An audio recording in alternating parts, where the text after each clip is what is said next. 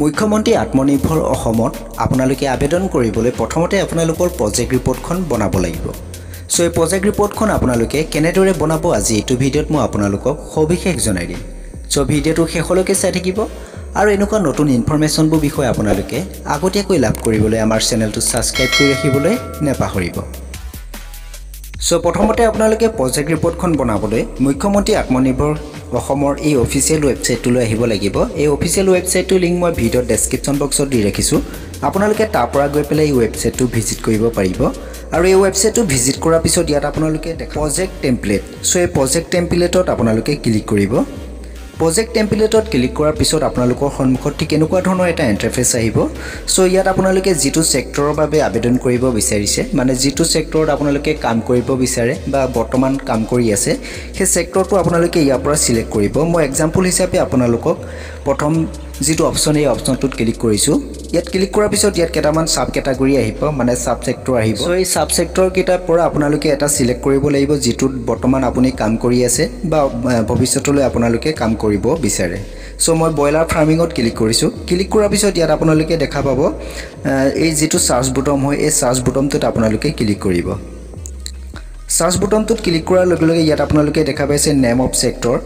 ইয়াৰ পিছত দেখা পাইছে নেম অফ সাব সেক্টৰ। ইয়াত ব্ৰইলাৰ ফাৰ্মিং দেখা পাই আছে। সো ইয়াত ব্ৰইলাৰ ফাৰ্মিং ইউনিট দেখা পাই আছে আৰু ইয়াৰ যিটো প্ৰজেক্ট নেম হয়, প্ৰজেক্ট নম্বৰ, এইটো প্ৰজেক্ট নম্বৰ। আৰু ইয়াত আপোনালোকে ক্লিক কৰি পেলাই ডাউনলোড কৰি ল'ব পাৰিব এই প্ৰজেক্ট ৰিপৰ্টখন। এই প্ৰজেক্ট ৰিপৰ্টখন আপোনালোকে ডাউনলোড কৰাৰ পিছত আপোনালোকে এই প্ৰজেক্ট ৰিপৰ্টখনত কিছুমান এডিট কৰিব লাগিব বা কিছুমান ইয়াত আপোনালোকে ফিল কৰিব লাগিব। সো আপোনালোকে ক'ত কেনেদৰে ফিল কৰিব মই দেখুৱাই দি আছোঁ। সো প্ৰথমতে ইয়াত আপোনালোকে দেখা পাইছে আপোনাৰ প্ৰজেক্ট ৰিপৰ্টৰ যিটো নম্বৰ হয়, এই নাম্বাৰটো। ইয়াৰ পিছত আপোনালোকে পেজটো স্ক্ৰল ডাউন কৰিব আৰু এইখিনি আপোনালোকৰ যদি কম্পিউটাৰ নাথাকে তেতিয়াহ'লে আপোনালোকে অনলাইনতে নিজৰ মোবাইলৰ সহায়তে প্ৰজেক্ট ৰিপৰ্টখন নিজৰ PDF ফাইলটো এডিটিং কৰিব পাৰিব। সো কেনেদৰে এডিটিং কৰিব পাৰে যদি আপোনালোকে বিচাৰে মোক কমেণ্ট কৰিব, নাইবা মই ভিডিঅ'ৰ ডেছক্ৰিপশ্যন বক্সত এটা ৱেবছাইটৰ লিংক দি ৰাখিম। সেই ৱেবছাইটটোত ক্লিক কৰি পেলাই আপোনালোকে এই প্ৰজেক্ট ৰিপৰ্টখন বনাই ল'ব পাৰিব। সো ইয়াত আপোনালোকে দেখা পাইছে name of the scheme broiler farming unit, total project course ইয়াত দেখা পাইছে 4 লাখ টকাৰ।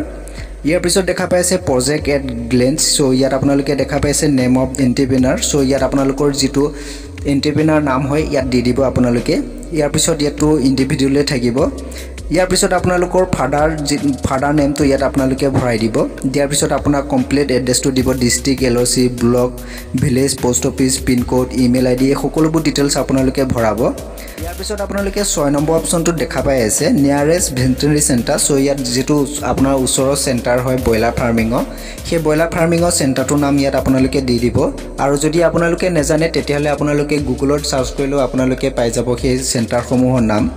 ইয়াৰ পিছত আপোনালোকে তলত দেখা পাব আপোনালোকৰ বেংক একাউণ্টৰ নম্বৰটো দিব লাগিব, ব্ৰাঞ্চৰ নাম দিব লাগিব, IFSC কোড দিব লাগিব।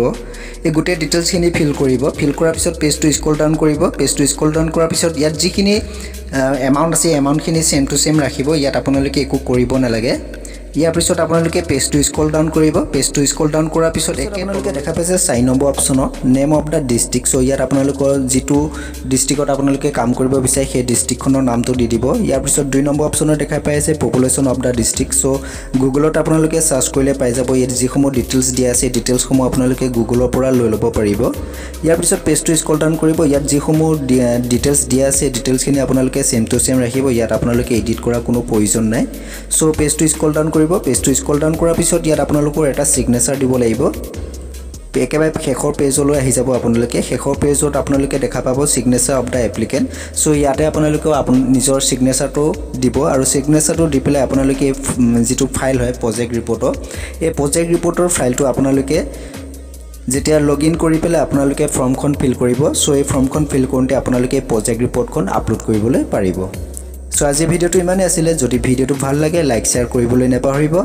আজিলৈ ইমানেই, ধন্যবাদ।